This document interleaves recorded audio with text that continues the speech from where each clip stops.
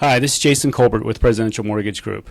I talk to people every day, first-time home buyers, real estate agents, and they always ask me, what is the value when you're looking at buying a house compared to renting a house? And the answer to that is there's a ton of value in buying versus renting. And the time to buy is now, because renting, you're just throwing money away every single month.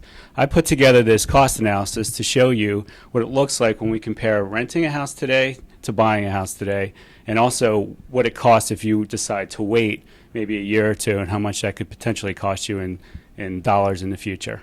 So let's take a look at the chart.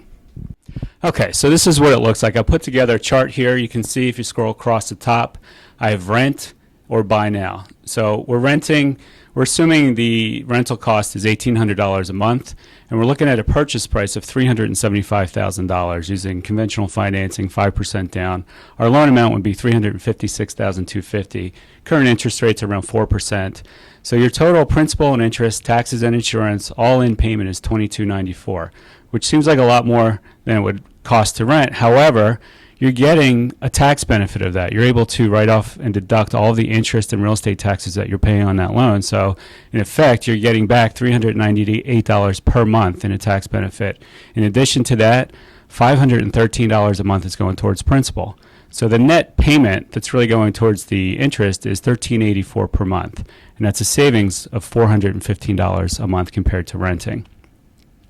If you were to wait, say I'm not ready to buy, it could cost you more money because interest rates are likely to increase. So let's just say you waited 3, 4, 5 months and rates are up a quarter point. So take the same loan size, but the rate's up a little bit. Your payment then jumps up to $2,346. The net jumps up to $1,440. Still much better option than renting, as you can see. And if we go over and say, well, let's say the rates stay the same, but the prices go up, you decide to wait a year, maybe a year and a half, prices are up $25,000. So now we're looking at a sale price of $400,000 rather than $375,000. Your payment jumps up to $2,391. Your total net cost is $1,437. So still better than renting.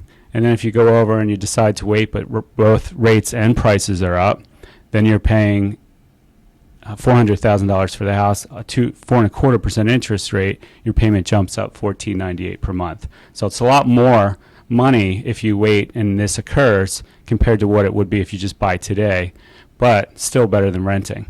If you look down here, you can take a look over the next 5 years what that looks like. And what we looked at is a 3% increase in rent per year and 3% appreciation in home value per year. So if we click on here, this will show us how much money you've actually thrown into renting over that period of time. You've paid out $114,000 in renting over the next 5 years, compared to your total payments of $137,000 into a mortgage payment. But out of that, you've accumulated $34,000 in principal reduction, a tax benefit of $23,000, so a combined net value of or a net cost of $80,000 compared to $114,000. And your equity position has now gone up because you paid principal down. The value of the house has gone up. You're now up to $112,000 in equity compared to nothing as rent. And if you go, in the worst case scenario again, if you go all the way to the right hand side, still it's a lot more. You've paid a lot more money than what it would be if you were to buy today, but much better than renting.